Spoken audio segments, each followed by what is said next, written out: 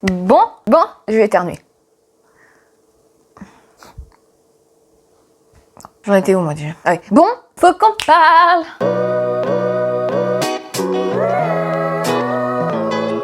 Vous vous rappelez, je vous avais parlé du comptage de calories qui était, à mon sens, un moyen assez efficace de perdre du poids. Et j'en suis toujours parfaitement convaincue. Pour la simple et bonne raison qu'on se rend bien compte à travers le comptage de calories de ce qu'on ingurgite. Parce qu'on est bien obligé de passer par une application qui facilite pas mal le processus, qui en plus de nous montrer le nombre de calories qu'on prend, il nous montre aussi les macros et les micronutriments que nous avons dans notre alimentation. Donc si on est un minimum curieux, ça nous amène à prendre conscience et à nous rendre compte de ce qu'est notre nourriture et à nous intéresser à notre santé au-delà même du simple comptage de calories. Je sais, ça peut être très controversé, car dire de but en blanc, tiens, compte tes calories pourrait tomber dans les oreilles de personnes qui n'ont pas un rapport sain avec la nourriture. Et d'ailleurs, si c'est ton cas, avant même de vouloir perdre du poids, je te conseille vivement d'aller voir un professionnel de santé ou mieux, un psy. Les psys, c'est pas fait pour les fous, ça nous aide à régler des problèmes avec nous-mêmes, si c'est un bon psy. Je me rappelle que c'était un dimanche midi, on était dans la maison de campagne de ma belle-mère.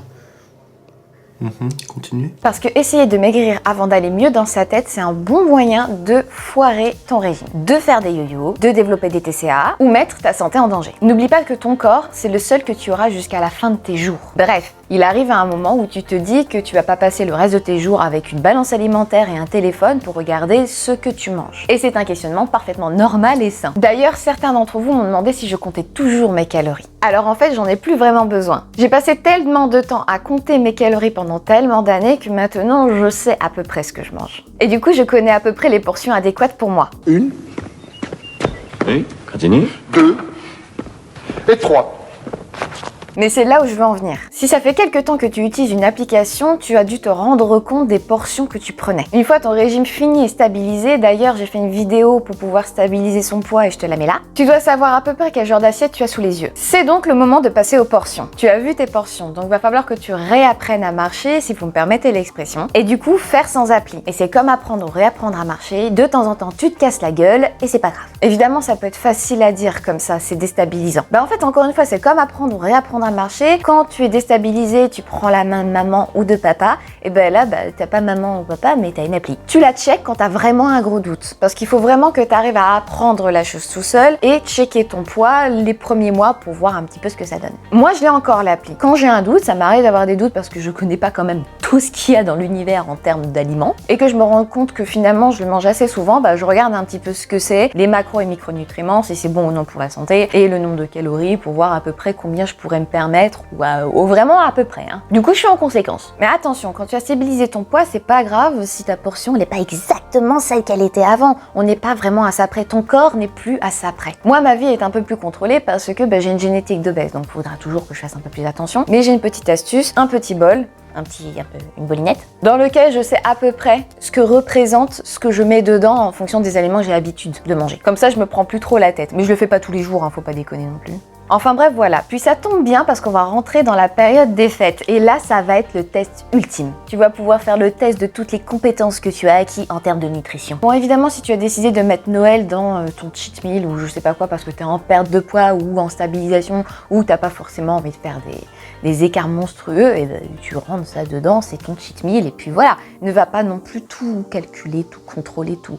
Oh là là, non, fais pas ça. Enfin, si t'as pas envie. Mais surtout, n'oublie pas que c'est pas grave de reprendre un tout petit peu de poids après une perte de poids. Ton corps, il va pas rester exactement au chiffre donné que tu t'étais dit ou à la forme donnée que tu t'étais donné. Enfin, ton corps évoluera de toute façon tout au long de ta vie, tout au long de l'année. Donc, ne te jauge pas sur un seul jour où, oh mon Dieu, c'était ça le chiffre. Mais non, c'était pas vraiment ça. Et puis, oh là là, je m'enjaille. Et d'ailleurs, je m'enjaille souvent. Mais voilà, dis-toi tout simplement que tout ce que tu vois sur les réseaux sociaux, c'est pris à un moment donné où la personne est au meilleur de sa shape. Son shape, meilleur de son physique quoi. Tout le monde se prend à son avantage. Même parfois il y en a certains qui font semblant qu'ils sont à leur désavantage mais qui sont quand même à leur avantage. On les voit. Donc ne panique pendant les fêtes. Vas-y, teste-toi. C'est un bon moyen de te tester. C'est comme un contrôle de ton alimentation. D'ailleurs, si tu n'as pas d'idée cadeau pour Noël, ça sent la collab là. Oui, nous sommes d'accord, mais une collab que vous avez déjà eue sur ma chaîne et c'est la seule que j'ai fait sur ma chaîne d'ailleurs. Avec Houillard. Je sais toujours pas le prononcer correctement, je crois. Si je refais une collab avec eux, c'est bien parce que j'ai kiffé leurs bijoux bijoux et qui sont super sympas. Et surtout, bon, en dehors des valeurs de folie qu'ils ont et que j'aime beaucoup, vous savez, j'arrive à mettre des boucles d'oreilles grâce à eux. Comment ça t'arrives? Oh oui, non mais ça fait des années que j'évite de mettre des boucles d'oreilles parce qu'elles s'infectent. Enfin, mes oreilles s'infectent, elles sont délicates. Et dès que je mettais un truc, mais même de l'or pur parfois, vraiment,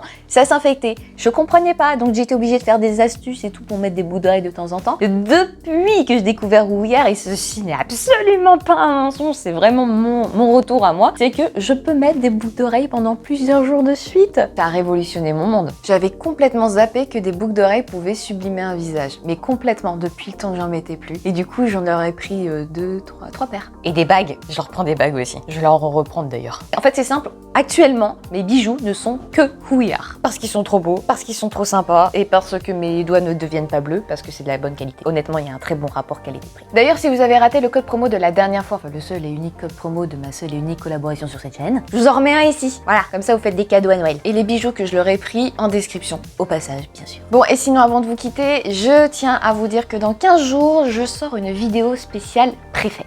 Et je suis sûre qu'elle sera la bienvenue pour beaucoup d'entre vous. Et ça a un lien évidemment avec la perte de poids, parce qu'on est un petit peu sur une chaîne de perte de poids, pour les personnes qui en ont envie. Car rappelons-le, nous sommes pas obligés de perdre du poids si notre santé n'est pas en danger. C'est plus aux autres de changer leur façon de voir les choses. Nous sommes d'accord. Avant de partir, n'oubliez pas de t'abonner, de liker, d'activer la petite cloche, d'aller voir mon Insta au passage. Mais surtout vous dire où vous en êtes de votre perte de poids pour ceux qui ont décidé de perdre du poids. Est-ce que c'est en bon chemin? Est-ce que ça ne l'est pas? Est-ce que vous bloquez? Expliquez-moi tout ça en commentaire. Je répondrai peut-être pas à tout le monde, mais j'essaierai de faire passer 2-3 astuces si jamais j'ai une réponse. Si j'en ai pas, je ne la donne pas. Allez, prenez soin de vous et à la prochaine.